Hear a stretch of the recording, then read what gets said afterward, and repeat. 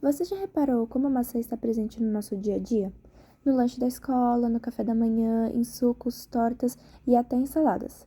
Mas o que muita gente não sabe é que no caminho da plantação até a nossa mesa, milhares de maçãs são desperdiçadas por muitos motivos, sendo um dos principais sua aparência estética. Hoje, em mais um episódio do podcast Da Produção ao Consumo, vamos falar sobre como esse desperdício acontece e o impacto que causa em nossas vidas com a nossa convidada Ariane Paiva, agrônoma especialista no assunto. Muito obrigada por estar conosco hoje, compartilhando seus conhecimentos. Imagina, é uma honra estar aqui no podcast. Obrigada pelo convite. Bom, vamos introduzir vocês ouvintes sobre o assunto. O Brasil produz milhões de toneladas de maçãs por ano, principalmente no sul do país. Elas são cultivadas em grandes pomares, passam por colheita, transporte, armazenamento e finalmente chegam aos supermercados. Exatamente, mas em cada uma dessas etapas, parte da produção se perde. O curioso é que muitas vezes não é porque a fruta tá ruim, mas porque não tem o formato, tamanho, cor considerados para serem bonitos para o mercado. Isso já é uma grande forma de desperdício direto. Você poderia comentar um pouco sobre o processo de produção também? Claro, as fases são plantio, normalmente de junho a agosto, aproveitando as temperaturas mais baixas para o enraizamento adequado das mudas, depois brotação e floração, de setembro a outubro normalmente, onde ocorre a polinização, depois tratos culturais, controle de doenças e pragas, raleio de frutos, novembro e dezembro, que onde derrubam as maçãs para aumentar o espaço entre elas, melhorando o desenvolvimento da maçã. E também o principal, colheita, que é de dezembro a maio, normalmente, dependendo da região, onde são recolhidas as frutas. Uau, que interessante! São realmente muitas etapas.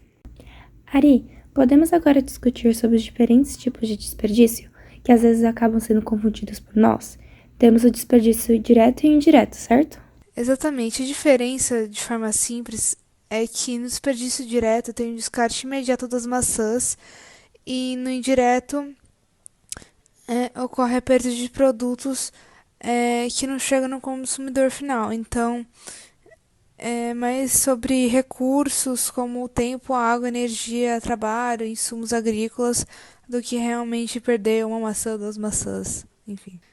Então, retomando, o desperdício direto acontece quando a fruta é descartada em uma fase da cadeia produtiva. Um exemplo disso é o descarte durante a colheita, transporte e armazenamento, que segundo o IBGE é de 15 a 20%, um número muito elevado. E além disso, ele pode acontecer, o desperdício em geral da maçã, porque ela acabou caindo do pé e amassou, não existiu transporte, sobrou no supermercado, ou porque foi comprada em excesso e descartada na casa da pessoa que comprou.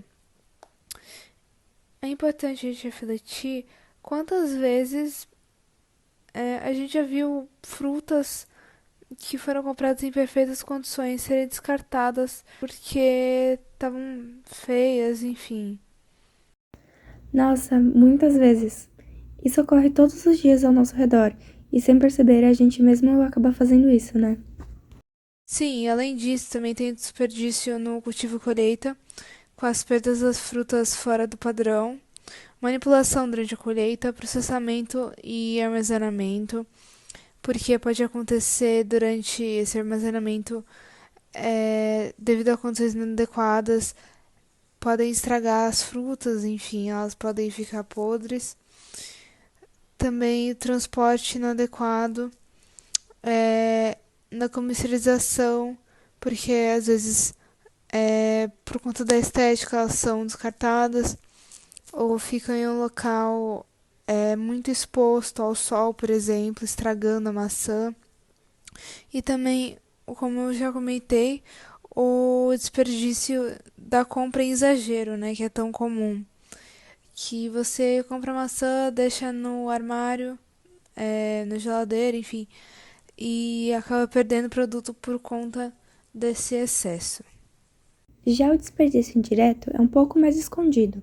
Ele acontece quando usamos recursos como água, energia, combustível e o trabalho para produzir maçãs que nunca serão consumidas. Exatamente. Quando uma maçã é descartada antes de chegar ao consumidor, todo o processo que envolveu sua produção também é desperdiçado. A água usada para irrigação, combustível no gasto de transporte, os fertilizantes, energia elétrica, das câmeras que utilizam no armazenamento é jogado fora junto com a fruta, porque é um dinheiro que não volta mais, né? Não retorna para o produtor. É verdade, a gente costuma pensar só na fruta perdida, mas não percebe o quanto está por trás dela. Então, o impacto disso é muito grande. É estimado que globalmente um terço dos alimentos produzidos, não estou nem falando de maçã, alimentos em geral, nunca chegam a ser consumidos, representando gastos desnecessários de recursos naturais, aumentando a emissão de gases de efeito estufa e agravando mudanças climáticas. É importante ressaltar que 8 a 10% das emissões globais de gases de efeito estufa são decorrentes da decomposição de resíduos orgânicos em aterros. Então, tanto alimento que podia estar sendo utilizado para alimentar pessoas que passam fome, estão acabando, né, indo para aterros que pioram a situação do efeito estufa, enfim. E essas perdas trazem consequências sérias em várias áreas. No meio ambiente, contribuem para o aumento de lixo orgânico e da poluição. As frutas descartadas em aterros liberam gás metano, um dos principais responsáveis pelo aquecimento global. Na economia, o prejuízo também é muito grande. Todo investimento de produção, transporte e armazenamento é perdido, e isso acaba refletindo nos preços dos alimentos, que ficam cada vez mais caros para nós. E tem ainda o impacto social. Enquanto toneladas de maçãs são jogadas fora todos os anos, milhões de pessoas no Brasil ainda enfrentam a fome e a insegurança alimentar. É um contraste muito injusto, né? O desperdício de alimentos também é uma questão ética e social, porque aproveitar melhor o que produzimos significa aproveitar o trabalho humano, industrial, enfim, garantir que mais pessoas tenham acesso a uma alimentação de qualidade, como eu falei anteriormente. É muito importante isso. Apesar de tudo isso, há esperanças. Existem muitas formas de reduzir o desperdício, tanto por parte das empresas quanto de cada um de nós. Exatamente. Os produtores podem investir em tecnologias de armazenamento e transporte mais eficientes, planejar melhor a colheita e também aproveitar frutas fora do padrão estético para fazer derivados da maçã, como sucos, geleias, produtos industrializados. Eu, pessoalmente, amo o suco de maçã, é bom, é saudável e utiliza maçãs que talvez iriam para o lixo. Então, é importante pensar sobre isso também. Nesses derivados que podem utilizar maçãs que não têm uma aparência tão boa ou que são menores do que o esperado, maiores, enfim, que não estão dentro do padrão estético, né? Porque podem ser utilizadas do mesmo jeito. E nós, consumidores, também temos um papel fundamental. Algumas atitudes simples podem fazer toda a diferença. Então, evitar escolher apenas as frutas perfeitinhas porque a aparência não muda o sabor, comprar só o que realmente você vai consumir, usar a criatividade na cozinha. Maçãs mais maduras são ótimas para, por exemplo, bolos, vitaminas e compostas, e se sobrar, doe para quem precise. É isso aí, reduzir o desperdício é um ato de responsabilidade ambiental, social e econômica. Cada pequena ação conta. Evitar o desperdício da maçã é uma forma simples de cuidar do planeta, economizar recursos e ainda ajudar outras pessoas.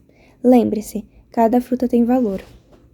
Cada maçã que chega até a nossa mesa representa o esforço de muitas pessoas e também o uso de recursos naturais que precisam ser respeitados. A sustentabilidade começa com as pequenas escolhas que fazemos todos os dias.